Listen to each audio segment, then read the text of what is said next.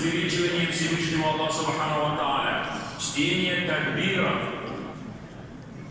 Произносить также можно и произносить и про себя эти такбиры, идя в мечеть и выходя из мечети, в транспорте, дома, возвеличивая Всевышнего Аллаха Субхану ва Тааля. Сейчас миллионы наших соотечественников и миллионы паломников сосредоточились вчера